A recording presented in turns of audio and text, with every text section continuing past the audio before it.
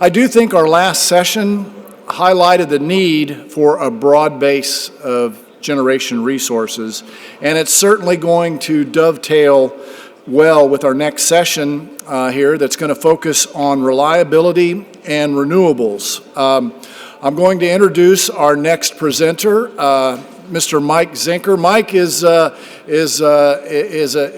known to us. We have seen Mike many times before here at ACES, and I appreciate him coming to be with us here again. A little bit about Mike. Mike Zenker is a Managing Director of Energy Market Analysis with NextEra Energy Resources.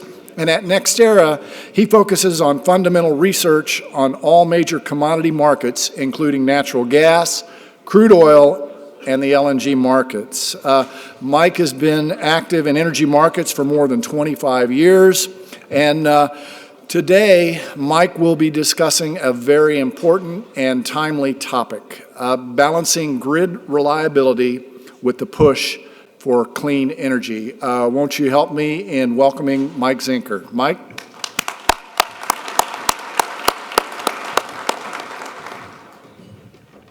Good morning, everybody. It is great to be back. Wow, is it great to be back in a conference room, seeing some old friends again. Mike, thanks so much for the invite. Don, thanks so much for having me.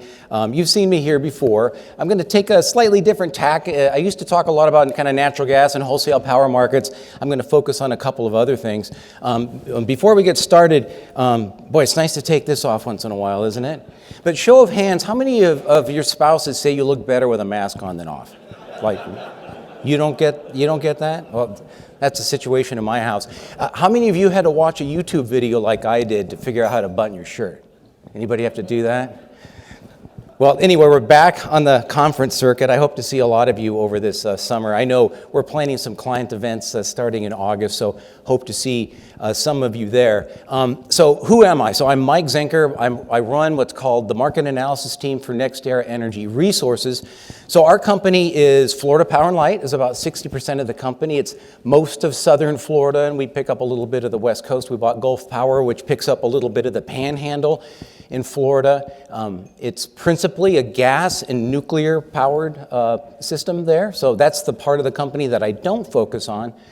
The part of the company that I do focus on are all the activities that we have outside of the Florida market. So we have 3 merchant nuclear plants, and kind of apropos of what Robert talked about earlier, we retired one in Iowa last year.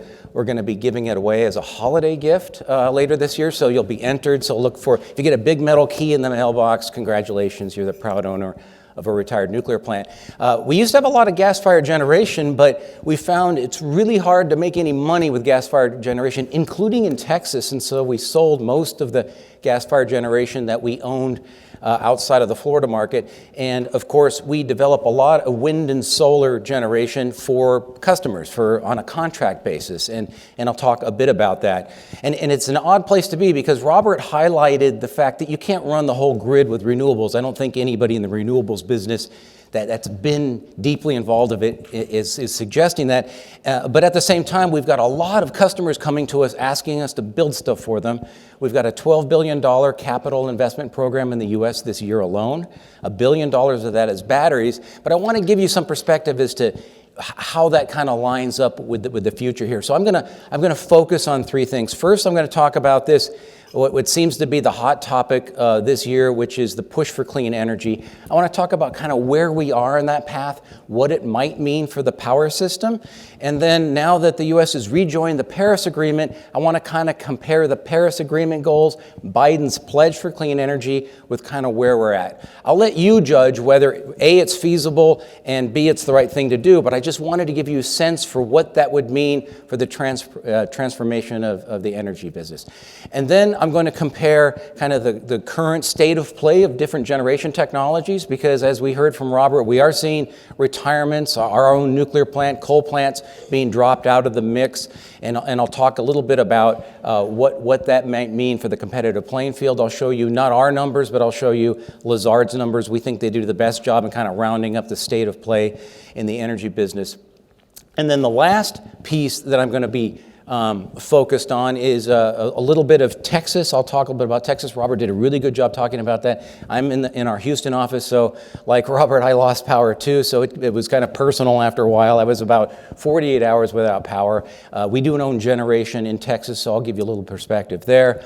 And then the last thing that I'm going to be talking about is, and I'm trying to remember it, just some more of the kind of reliability implications for the rest of the grid. So let's jump into it. And the first thing I want to show you, just to kind of scene set, is where are we in the United States in terms of carbon dioxide emissions. And if you look at the simple graphic, this is 2019. 2020 was a little off because obviously it was the big coronavirus year. A lot of us didn't drive as much, so it was a bit of a distortion. We saw a big pullback in CO2 emissions last year, mainly the transportation sector. We're seeing a recovery this year. But you can see that the power sector and the transport sector are the primary targets for any push for clean energy, not surprisingly, because together they represent about 75% of U.S. carbon dioxide emissions. The numbers look roughly the same around the world. Transport and power are the targets. And we're seeing movement in this direction. Obviously, you've got GM, Volvo pledging to move entirely away from internal combustion engines. I would argue that they're not doing that just for political reasons. They're doing it for business reasons. They see the viability of the electric vehicle sector. You've got a host of new electric vehicles entering the market this year. And yes, in the United States, certainly EVs have been dominated by luxury cars, $70,000, $80,000, $100,000 vehicles. You're going to see the introduction of $30,000 vehicles this year, coupled with the retail price of electricity. The total life cycle cost of an EV for new cars introduced this year is going to be very competitive. It's going to be cheaper than gasoline powered. And I think what's interesting for market analysts like me is that we're going to really see whether the uptake of electric vehicles is going to be as broad as what some people are showing you. I'm going to give you a view from a consultancy that talks about what the uptake would need to be to really bend the curve on emissions from the transport sector. The electricity sector is always a target because guess what? We own a lot of large stationary sources of carbon dioxide emitting plants.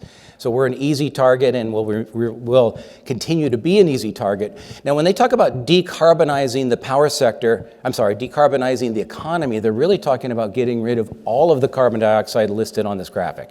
Easier said than done, right? We're talking about residential, commercial use of energy, industrial use.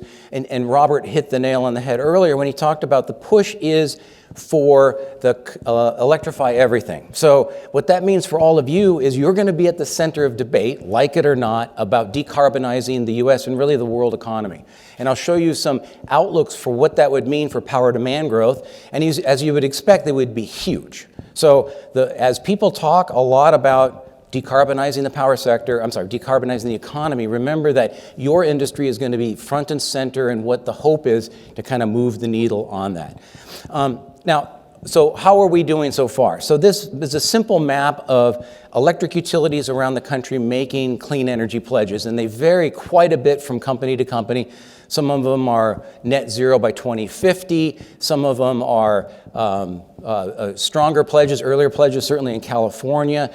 So they vary in different shapes and forms, and what constitutes clean energy differs from utility to utility. Some of them include large-scale hydro and nuclear. Others of them do not. So it's a bit of a mishmash here. And I think one theme that came out of Robert's discussion earlier is that you have a lot of states pushing for clean energy initiatives, which are then triggering a lot of utilities making clean energy pledges. And it's really a mishmash across the country. So you don't really have a federal policy yet. There may be coming.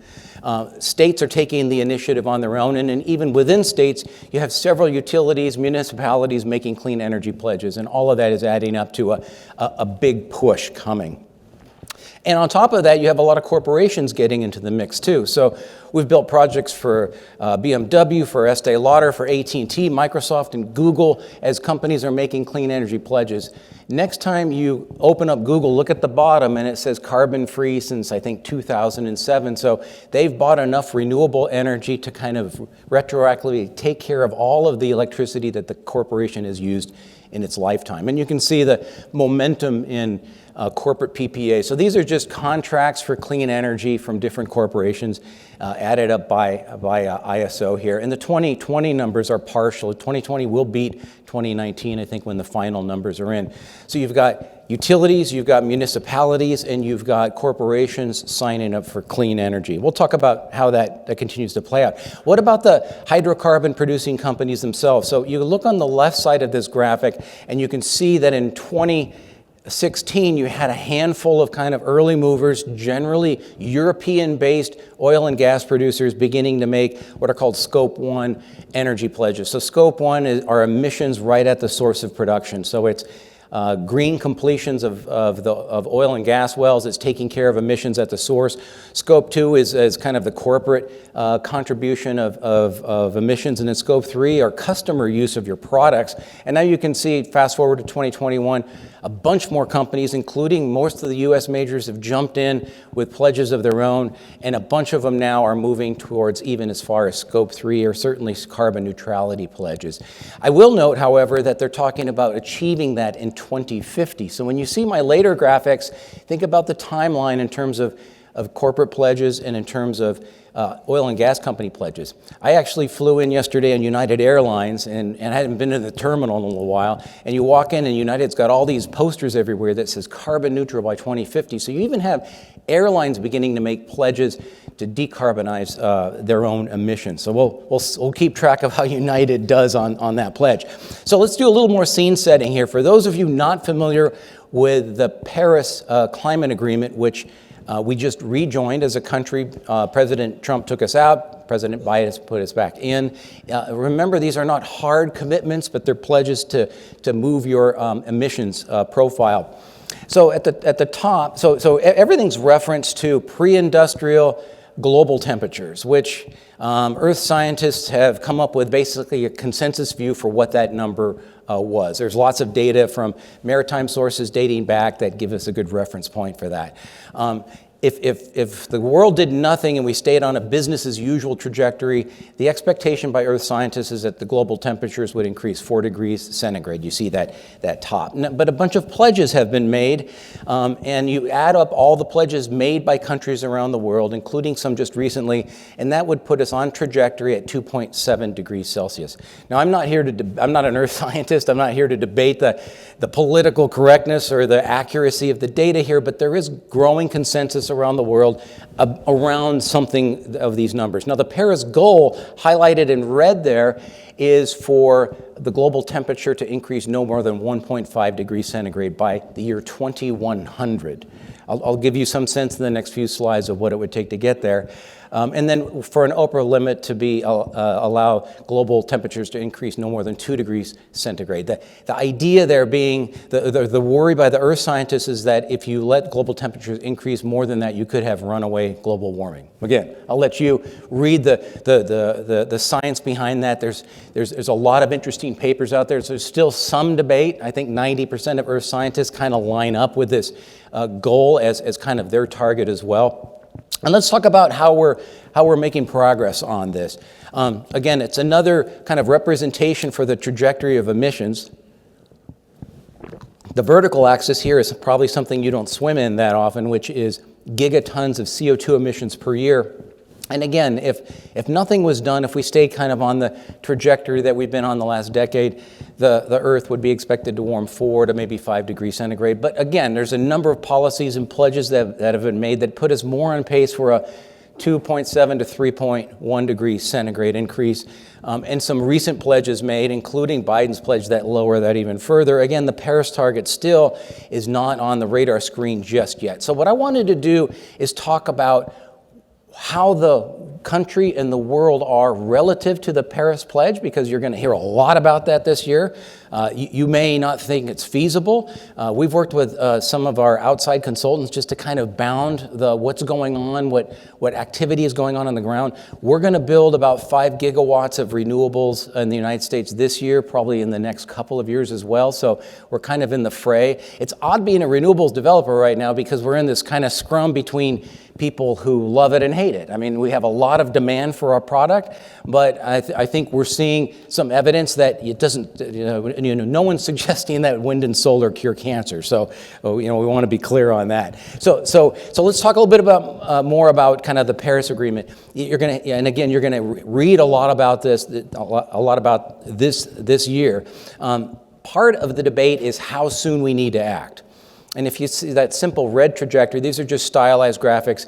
If action is delayed, you're going to hear, again, this is a mantra that will be common in 2021. If we wait to deal with this in the 2030s and 2040s, we're going to exceed the global CO2 budget that's been allocated in the Paris Agreement. As opposed to aggressive early action, and I'll show you how early in a couple of graphics, would start to move the needle on emissions sooner. And again, I'll give some scene setting for the power industry in just a second. And so here's, Wood Mackenzie is the consultancy that we've decided to use. They've got this energy transition service, and they're monitoring all the activity around the world to clean the energy systems, transportation, power, all different uses of energy. And their base case is the blue line shown there. Again, the vertical axis, gigatons per year, so global emissions of CO2. And you can see in their base outlook, which does take into account kind of currently available technology, pledges made by different countries, that the world is on pace to reach peak CO2 emissions in about 2030, 2035. And then notice that the blue line begins to bend lower. That's energy efficiency taking hold. That's the impact of renewables. That's the building of nuclear plants primarily outside of the United States. And then they came up with two alternative scenarios. One is, what would it take to get on the Paris Agreement track? So they backed into numbers that would tell you what actions do we have to take, and I want to focus on the power industry because it's the one that we worry about. What would the power industry have to do to get on either the red line or the blue line? And notice it's not a mistake that as you get in the out years in 2050 or so on the 1.5 degree path, you're actually taking CO2 out of the atmosphere to reduce concentrations of CO2. So the expectation is concentrations grow all the way until 2050, and by 2050 you begin to lower atmospheric concentration of CO2 with direct air capture systems. Now, let's talk about the progress that has been made. So Robert had a graphic that shows something similar. So the power industry has actually done a pretty good job in lowering emissions, 33% relative to 2005. That's been the reference point that a lot of people are using for kind of where we were in terms of CO2 emissions. Much of this is swapping out gas-fired generation, gigawatt hours, for coal-fired generation. Renewables has more recently helped move the needle a little bit on this. And then as opposed to transport and industry have reduced CO2 emissions a total of 2% each over the same time span. So a little bit of progress there, but not nearly like the power sector. So the focus is, again, going to be a lot more on the blue and the yellow lines here in the coming decade. Now, just to give you an idea for what the pledge is, both in terms of the Paris Agreement and what President Biden has recently proposed, we put together the graphic on the left. So you can see in the black first bar, that's total U.S. emissions, about 5.8 gigatons per year in 2005. You can see that progress made through 2020. And then the pledge is to cut CO2 emissions 52% by 2030. And so that's just 9 more Indianapolis visits before we are there. So this is soon. We're talking soon here. And then compare that to the Wood Mackenzie cases. So the base case would actually be an increase in U.S. emissions between 2020 and 2030, and then the green and the red are the compliant paths to get back on Paris. So President Biden has actually proposed a more aggressive decarbonization path than even the one needed to get compliant with Paris. So I'll let you kind of think about that and think about the feasibility of doing that. And then the right side focus is just on the power sector. So in terms of gigatons of emissions per year, again, the blue line there represents Wood Mackenzie's kind of base view for what they think the pace of development is of clean technologies, the retirement of coal plants, energy efficiency in the electric sector. It does take into account a more modest uptake in electric vehicles, so there is some demand growth in that space that I'll show you in a minute. And then, again, the red and blue lines in terms of the rapid decarbonization of the power space. That's very fast. And notice that most of the activity would have to occur in the next 10 or 15 years. So I'm not suggesting that this is going to happen or that it's even the right thing to do, but the debate in the next couple of years is going to be around if the U.S. economy is going to get close to meeting the Paris Agreement, it's going to have to take action, not next decade or the decade after, it's going to have to do it now. So all the debate about possible small modular reactors that could be commercialized by 2035 is all well and good. I started off my career as a nuclear engineer at the San Onofre power plant as a startup reactor engineer. I would love to see new nuclear, but it's not going to move the needle. So we're talking about other things that are going to change the trajectory of emissions in the U.S. And on the electric vehicle side, this is what the world would have to look like. So in Wood Mackenzie's base case, they're expecting that 18% of passenger vehicle sales by 2030 would have to be EVs. And that's roughly consistent with the expansion of the vehicles available globally in the market. China's made a big pledge for EVs. GM, Ford have moved made a lot of progress here in the U.S. The new F-150 all-electric truck came out a couple of weeks ago, the Lightning, 300-mile range, so that's available. But to get on a rapid decarbonization path consistent with the Paris Agreement, we would have to see global sales of EVs reach 70% of total EV sales by 2030. One of the dilemmas of the vehicle industry is just like the power industry. Once you build a coal or gas-fired power plant, they tend to stay with us for decades. Your average car on the road is 12 years old, which means that the typical vehicle is around for 24 years. So every EV that's sold today is going to be around for a long period of time, and every internal combustion engine vehicle that's sold today is expected to be on the road for 24 years. So diluting that vehicle base with EVs fast enough requires an adoption pace that's consistent with the red lines. You can see the US, China, India, Europe there, the EU27. I think if we had automotive analysts on the stage with us today, they'd probably tell you that the global automobile industry is not ready to make EVs quite at this scale yet, despite the fact that you're going to see some new, the Kona is coming out this year, Hyundai vehicles coming out this year. Daimler, again, the largest truck manufacturer, has pledged to move completely away from internal combustion engines. That's the German manufacturer. They're partnering with Volvo on that. So a lot of progress made, but nothing on the scale that would put us on those red lines, at least not yet. Now, if you kind of take a broad perspective, and these vertical axis graphic labels here are in million tons of oil equivalent, and we only did that so you can compare one commodity to the other. If you look at global oil consumption, again, the blue line represents Wood Mackenzie's base outlook. It grows through 2035 and begins to bend lower.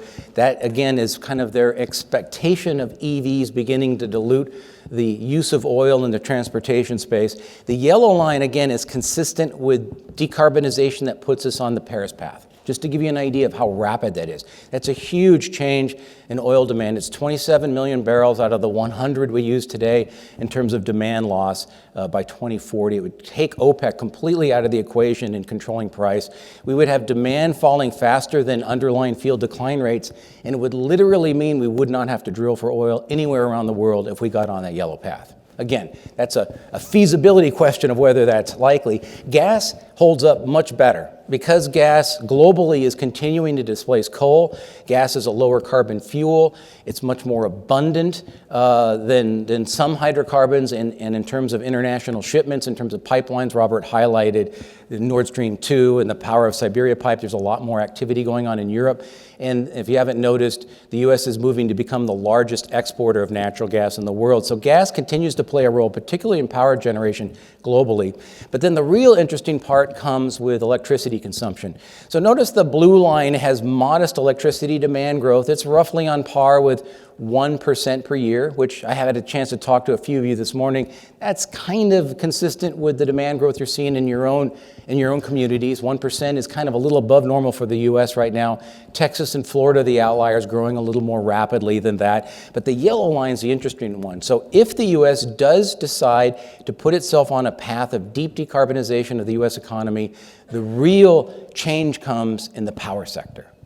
It's powering electric vehicles. And just to give you a contrast here, electric vehicles in kind of our base view are going to contribute about 1% demand growth per year in Florida. That's kind of the expectation. That's kind of a moderate uptake of EVs. In a rapid decarbonization pace, you're talking about 3, 4, or 5% demand growth per year. So you're taking electricity and replacing oil with it. You're decarbonizing a lot of the industrial sectors. You have growing use of electricity in homes and businesses, and the numbers are huge. So by 2050, again, and Wood Mackenzie's not forecasting this as a likely outcome. They're saying, what would it take to get there? They're saying that electricity demand growth would have to be 277% of 2019 numbers by 2050 to put us on that path. So electricity plays a huge role in decarbonization. So again, whether you think it's a good idea or not, as the rhetoric kind of swirls around us, just remember that everyone's counting on you to be there to get the grid ready for this kind of growth. And we know what the challenges are. We face all the kind of opposition that Robert just talked about in terms of building generation in communities. We have a transmission business that we've been trying to grow. We're trying to build electric transmission. We faced fierce opposition for a natural gas pipeline we're trying to build from Pennsylvania to West Virginia. I'm sorry, to the state of Virginia. So we live these infrastructure challenges every day, as I know all of you do too.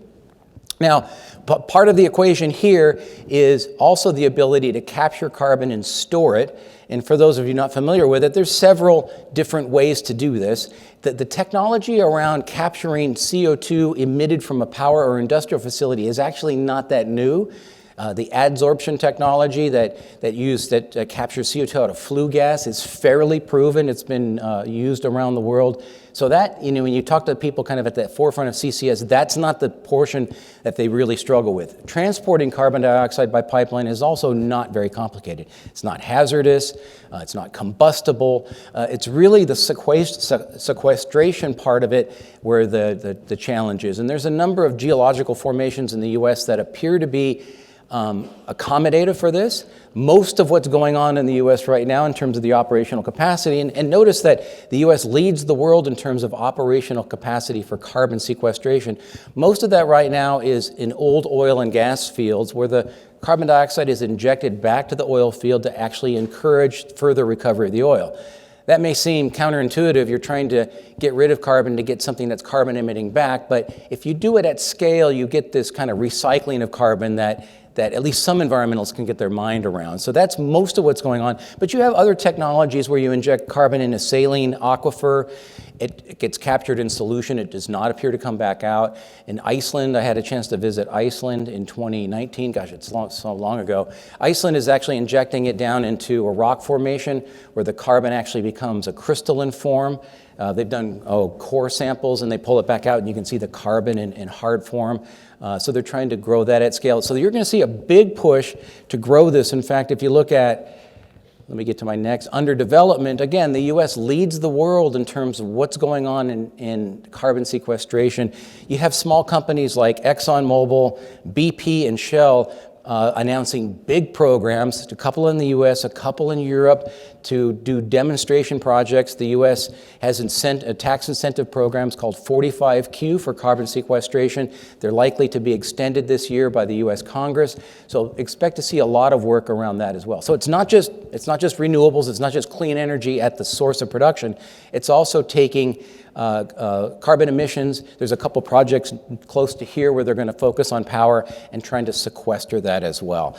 You can see on the right graphic, that red vertical bar, that's power generation. So most of the new projects that are focused in the U.S. are going to be centered around emissions from power production facilities. Some coal, like Canada's Boundary Dam facility, which has had a fairly consistent track record this year of sequestering carbon out of that. It's about a 150 megawatt coal-fired power plant in Canada. And you'll see several other projects announced in the Gulf, and that'll be part of the ongoing discussion. So let's turn to Texas. So I'm not a Texan by birth. I originally from California, and no, I didn't leave there because of electricity rates. I'll probably move back again someday. It is a special place, and we have family there. And because the weather is good, you actually don't use a lot of electricity in California. But here we were in Houston, February 15th. Us Texans had to learn that snow is a form of precipitation. We weren't aware of that. It covered most of the state, and I think you've heard the severity of the event. It was a multi-day freezing weather temperature. We had 7 degrees was the cold at my house. That's my street. My house is just to the left. My dog is shivering behind me in the snow.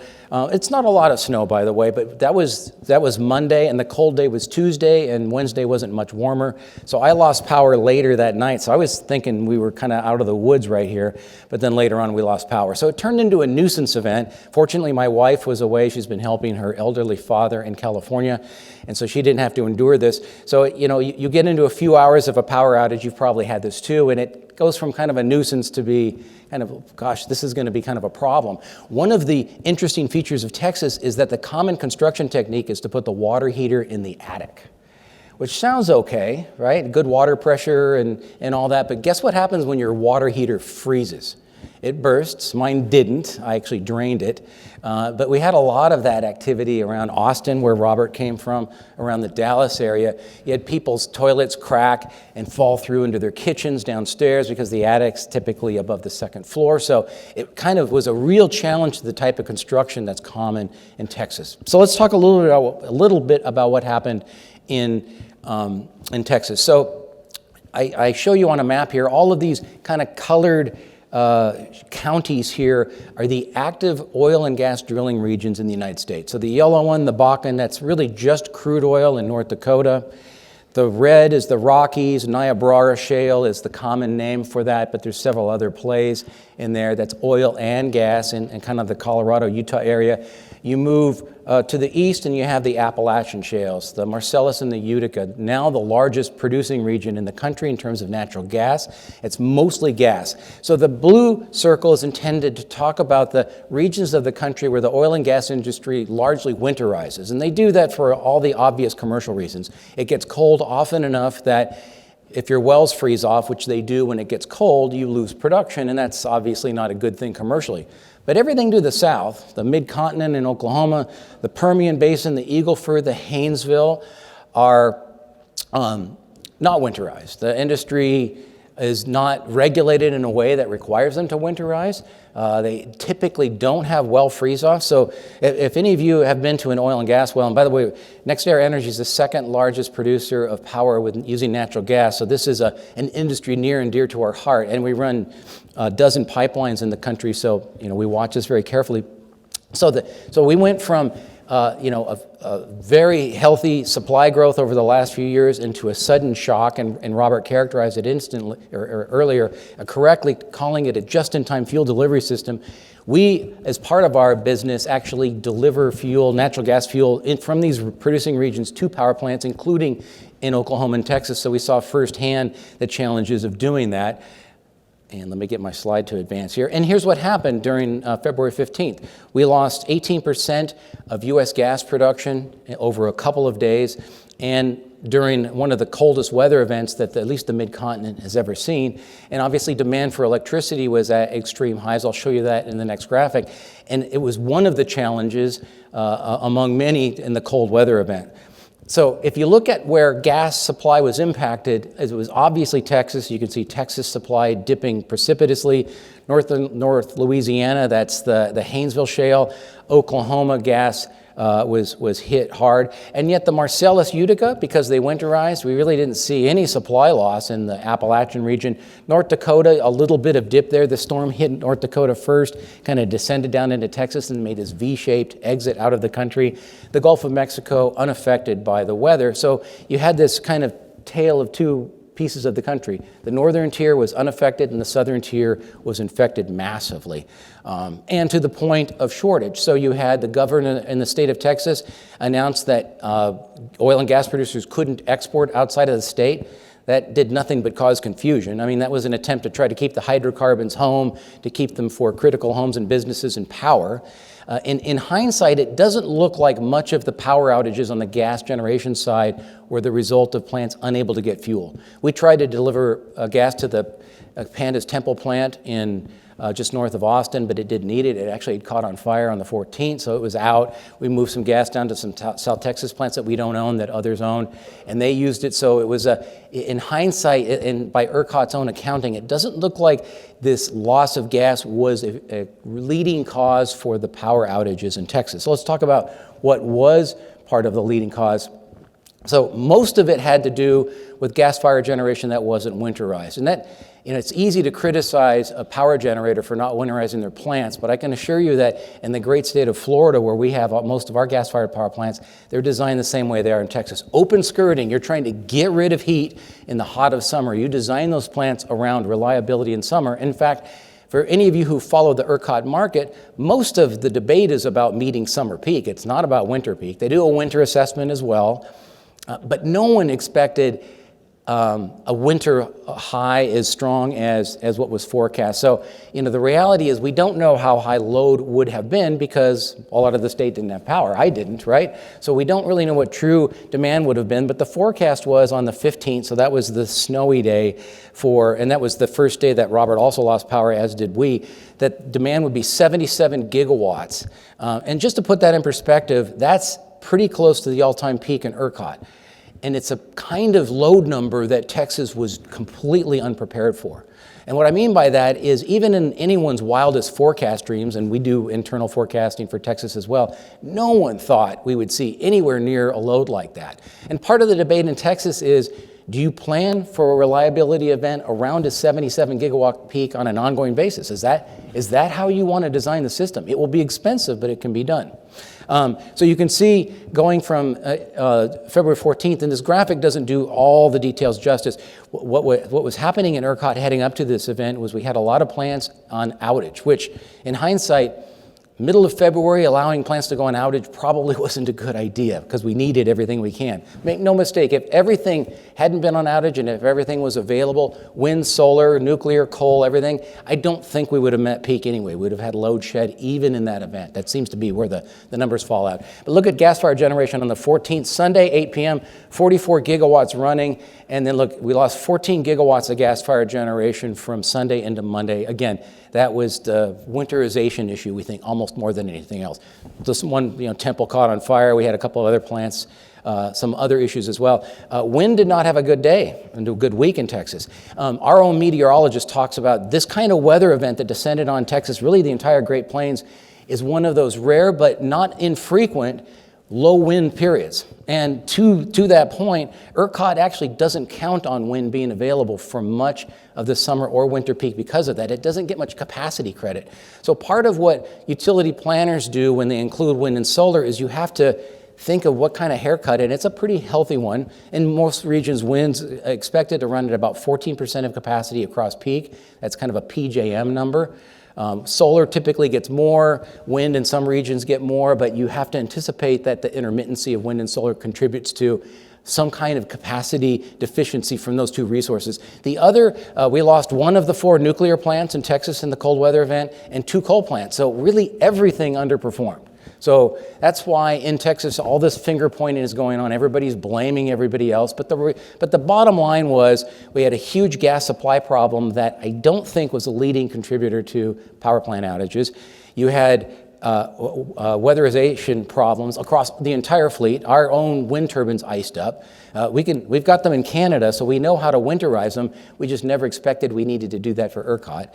And so where do we go from here? So we actually, Wood Mackenzie came out with a report just this week. Their estimate is that if you winterize the ERCOT grid, it's going to raise rates 5% for everybody. That's not a happy outcome, but it's not catastrophic either. So we'll have to see whether the Texas legislature pushes for weatherization for all forms of generation in ERCOT. And then who pays for it, right? And then the second thing is, do you want to provide reliability on the fuel delivery side? And the estimate is that would raise electric rates about 1.5%. So we're talking about the compressor stations, glycol injection systems at some of the larger wellhead supply systems, and to get the fuel system up to snuff. We in particular are trying to move natural gas through Oklahoma, through the One Oak system, was really the nucleus of the gas supply shortage in Texas and Oklahoma. That was where gas was, and not surprisingly, given $9,000 power in ERCOT, you could figure out what gas traders were willing to sell gas for, but that's where gas sold at the peak on the 15th and multi-$100 per MMBTU. The One Oak system was short. And so, here was the financial outcome for an extended period of time. ERCOT power prices on the day ahead, so sorry for the acronyms there. DA, LMP is day ahead, local marginal price, and RT stands for real time. We were riding at the $9,000 price cap for multiple days of the week. For generators that were out, not a happy day. So when you're operating in the ERCOT system and you sell your power into ERCOT and then you fail to perform, you're short $9,000 a megawatt power, and you're basically having to make that up in the market. So there's a lot of debate about who still owes what money. As you guys know, a couple of big co-ops in Texas have declared bankruptcy, so obviously that's not a happy outcome. A lot of retailers, we actually own a retailer in Texas, a difficult, painful lesson. It's almost impossible to hedge against this kind of load with these kinds of prices. So a lot of the debate in Texas is really about, is the market structure the one that we want? And to be clear, for anyone following Texas, Texas was short power last year, going into summer anyway, was expected to be short this year. If you looked at July and August on-peak power prices for ERCOT, before the event, they were strong. After the event, they're actually a little bit lower because the price cap is now mechanically lowered to a lower level. That's how the ERCOT market works. But the system was tight and a very laissez-faire kind of approach to the market where who's responsible for reliability in ERCOT? Does anyone want to answer that question? Are the generators responsible for reliability? Not really. Are the distribution utilities responsible for reliability? Not really. It's really only the co-ops that seem to own the reliability problem, and everybody else gets to blame the ERCOT wholesale power market, which in itself, ERCOT's not really responsible for reliability either. So that debate's going to get kind of wrapped around the axle, as Robert talked about. Lots of proposals to kind of change the market structure. We'll see where they play out. It's going to matter for all of you, those of you in PJM and in New England and the Midwest, because I think ERCOT is going to reset two things. One is the expectation around risk management. There'll be much more focus on, are you really financially protected against this kind of event in your backyard? Remember, PJM had the polar vortex in 2013 and 2014, had $134 at MMBTU. Gas prices in Virginia, kind of Maryland area, had $500 megawatt hour price cap, power prices all through that event as well. But what I mean by there'll be a reaction in the other ISOs, all ISOs are going to take a look at weather risk and whether they're really planning for the kind of extreme weather that ERCOT wasn't prepared for. And Mark's going to be talking about that in a little bit, about kind of extremes of weather and kind of how utility planners are focused on that. Okay, now I a couple slides on natural gas because I've talked a lot about natural gas in years past. And so this simple graphic just shows you that forward, and this is Henry Hub and Louisiana wholesale power prices for 2021. Notice that they closely track each other. So natural gas continues to really dominate wholesale pricing in power markets almost really throughout the country, with a couple of exceptions. SPP is really kind of getting away from gas as a marginal fuel, but most of the markets are very correlated with natural gas. No big surprise given all the demand in gas. And if you look at historically, yes, there's a lot of price volatility in natural gas, and this is Henry Hub, so certainly the winter weather event set a new all-time high for how high Henry Hub could go. But if you look forward, that's just a trace of the monthly prices in the futures market out 10 years for natural gas. Very muted prices. We've got a lot of gas in this country. There's no question about that. Mike Steffes asked a good question about, will there be a fracking ban or will we restrict the availability of gas? We're not expecting that. At least that's our read from our own Washington guys. I think there'll be some limited restrictions on drilling on federal lands, which in our analysis don't really move the needle on gas prices. So we don't see a lot of risk out there in terms of a sudden surge in either gas availability or gas prices. And in fact, we help market a lot of gas for small producers around the country. A lot of them don't have the wherewithal or the staff to kind of move their gas to market, move it to the market of need and sell it, so we'll do that for them. When we talk to gas producers, the consistent theme is maybe 5 to 6% increase in efficiency per year in drilling, meaning that their real cost of producing natural gas drops at about 5 to 6% per year, which means after including inflation, the real cost of gas continues to drop. So plenty of gas in the ground, plenty of availability. Whether we can build pipelines, that's another debate. That's a challenge. As much as interstate electric transmission's a challenge, interstate pipelines are becoming increasingly difficult, but at least the availability of gas is there. Now, I want to turn to this kind of last topic here. And by the way, that's a picture of me on my first year out of college. That's me in the back there, fortunately well hidden. I may have had a mustache back then. I can't quite remember. That's at the San Onofre Nuclear Power Plant. That's in the reactor building at San Onofre Unit 1, which was a plant commissioned in 1967 and ran until the early 2000s, and then right alongside of it, San Onofre Unit Number 1 was about a 460 megawatt plant. Right next to it, two 1,100 megawatt combustion engineered pressurized water reactors. So I was there as a startup engineer for the latter two, not the first unit. And sadly, those plants were decommissioned as well. For not really political reasons back then. The state really just got tired of the money that Southern California Edison, who I worked for, was spending on upgrading the plants. And then Units 2 and 3 had a heat exchanger replacement after I left there that was botched by Mitsubishi, and it didn't work. So regardless, what I wanted to point out is the high cost of new nuclear, at least in Lazard's analysis here. So what this graphic is intended to show you are the approximate costs on a dollar per megawatt hour basis to put like to like for different available technologies. So a combustion turbine, I included it because Lazard does. So Lazard's a bank that does a lot of power plant financing, so they follow this very closely.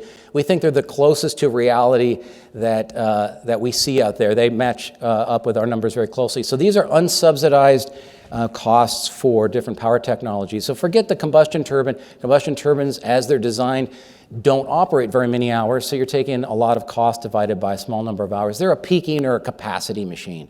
A nuclear plant, baseload, and look at the high cost, 129 to 198. The Vogtle plant's going to set a new high standard. It's going to be wide of that 198 when it's finally commissioned in Georgia. The Vogtle plant's going to be a sad lesson for the nuclear and for the utility industry, because as my CEO is fond to say, running a utility is about not making billion-dollar mistakes. I don't know what the final price tag of Vogtle is going to be, but it's going to be way north of that. And those ratepayers are going to be paying for that for 30 or so years. And I say that as a nuclear engineer, as a fan of nuclear energy. I think most of Robert's discussion was about retaining existing nuclear plants, but unfortunately building new ones is not on the radar screen of many utilities. Now TVA has said they're going to be happy to host the small modular reactors, but again, remember, we're talking about mid-2030s, and they're going to wait for the technology to be proven. There's coal. It's a new coal, 65 to 159. They're usually higher on a capital cost, and then in some places lower on fuel. And then look at the competitiveness of gas-fired combined cycle units, $44 to $73 a megawatt hour. And then there's solar and wind, utility scale, not rooftop, not small community. And again, this is unsubsidized. And yes, Robert's correct that there are still subsidies. In fact, it seems like every year we wake up and Congress adds another year of subsidies, so they've pushed them out even farther. And there's another debate in Congress about adding even more extension to the subsidies. So utility scale solar from most of the U.S. gets dropped on the ground for about $35 a megawatt hour. That's the full contract price to the off-taker. Wind in the best places in Oklahoma is about a $10 a megawatt hour product on a PPA basis. And for most of the rest of the country, it comes in the low 20s. So we bid on a lot of RFPs. We see a lot of our competitors. So that's the competitive playing field for new forms of generation. Now, make no mistake, actually, I can't go back because that's go forward button only. Make no mistake that, again, you can't run a grid entirely with wind and solar. It can supplement the existing generation sources that you have, but its intermittency means you do need something else. So I don't want to mistake or make the mistake in suggesting that. Now, in this graphic, let's look at the existing generation fleet compared to wholesale power prices. Because, again, in my travels, when I talk to public power, I hear two things from them, and when I ask them what they worry about the most. The first is cost, the second is reliability. Those are number 1 and 2 every day of the week. Jobs and all the other things come in. A lot of you are getting pushed to have clean energy options for your communities. I hear that more often, but cost and reliability are the first 2 things that come up. So let's talk about cost. So what I'm showing you in the blue bar are the costs to generate power from existing gas-fired power plants, and they vary by efficiency, they vary by the fuel cost. New England fuel prices are much higher than they are in other parts of the country like Texas, so the variability is mainly fuel. Coal, quite a bit of variability in fuel cost around the country. Southern Illinois, we've got sitting on top of coal fields there, so obviously fuel costs much lower than railing coal to Georgia or New England or other parts of the country. And then nuclear 40 to 50. So this is a bit of the tough story for nuclear. Operating existing nuclear plants is expensive. Large security fleets, the fuel's about $15 a megawatt hour. There's a lot of upgrading and maintenance that goes on. And, again, we own 4 operating 1 retired nuclear power plants, so these numbers are consistent with what we see. And then across each of those horizontal lines in different color is the average, and I was trying to be generous here, on peak only, not around the clock, wholesale price for power in different price points. Southern California, Dallas, Louisiana. I picked MISO North, SPP North, just try to put a few lines there. And the message becomes pretty clear. If you're running a gas-fired power plant in most of these markets, you're probably break even, maybe making some money. It may not be great, but you're probably doing okay. So those plants make sense. A lot of coal plants are uncompetitive just compared to the wholesale power price in those markets, meaning that it's oftentimes cheaper to buy power than it is to run an existing coal-fired power plant. And those economics become pretty obvious to the operators of those assets. Most of that has to do with the low cost of gas and gas setting the marginal price for power in those markets. And then nuclear is even in a tougher spot. So most nuclear plants, again, have a higher operating cost than the wholesale price for power in the markets that they operate. I don't think that's true for Indian Point. We don't focus a whole lot on New York in our analysis, but it is for most of the country. In our analysis, about 50% of the nuclear plants, if you just assume that the futures price for natural gas comes true, are uneconomic. So that's the economic challenge that really remains before them, is the owners of those nuclear plants, if they don't have a long-term contract that's above market rate, they're going to have a tough time economically dispatching into those markets. And for the coal fleet, about 2/3 of the remaining coal fleet, when we just load in the forward price of gas, looks like they are also out of the money. So this pressure on existing coal and nuclear, just from an economic standpoint, forget about environmental or political, is going to be with us for the foreseeable future. And then finally, there are a number of federal clean energy standards being proposed. I list a few here. Biden's infrastructure plan will have a clean electricity standard. We don't know a lot about it, so I can't give you a whole lot of read on that yet. There's a Green Act, which suggests it would continue current incentives. A tech-neutral, Senator Wyden, I think is out of Oregon, has talked about providing a $25 production tax credit for all new clean resources. A lot of debate about what qualifies for that. I think at this point it's a little too early to handicap what's going to emerge, if any, coming out of Washington. We're pretty clear that something's going to get proposed. We'll analyze it as soon as we get it and try to report back. But I think one thing's clear. If you think about all the different pieces of the puzzle here, states committing to clean energy programs, utilities committing to clean energy programs, cities doing the same thing, corporations doing the same thing, and then you overlay that a federal policy, it's going to be a nightmare for those of us working in this energy industry to try to figure out which way's up. We don't have, unfortunately, a coherent, cohesive country energy policy, and we don't appear to be getting one anytime soon. So all that means is that the country is counting on you guys to be part of the decarbonization puzzle. Like it or not, there's going to be some big changes coming. I think a lot of your customers, when I talk to you, are looking at you contributing to part of the story here, all the while trying to keep your rates low. So good luck with all of that. So let me stop there and pause and see. I think I got a few minutes for questions. I see one right over here.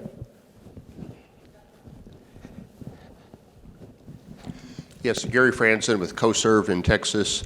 On the slide you showed a couple minutes ago with the operating costs for different technologies, you had nuclear at $40 to $50 a megawatt hour. Yeah.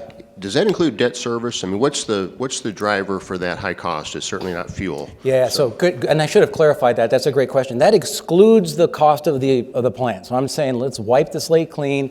You know, whatever was paid was paid. Debt service is not part of that.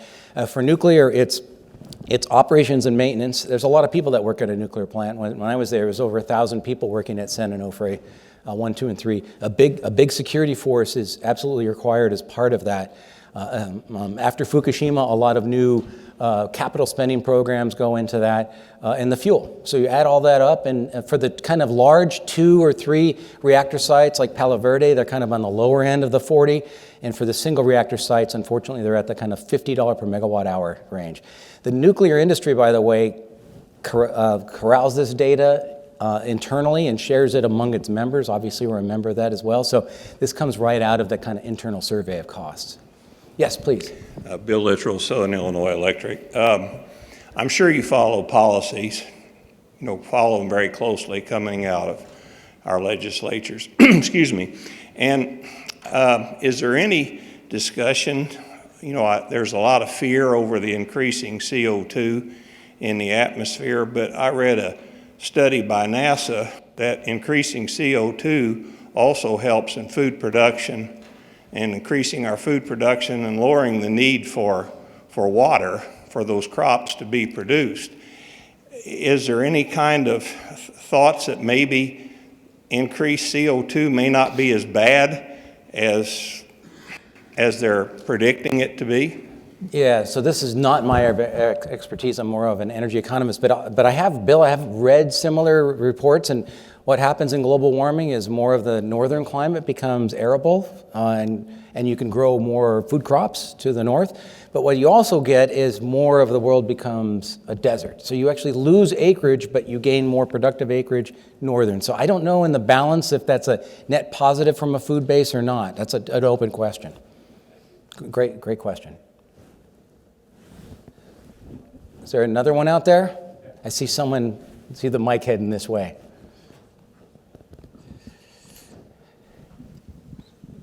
So Matt Lowe with Golden Spur Electric Cooperative. I had a question on slide 38 with the electric vehicle steep curve. Yeah.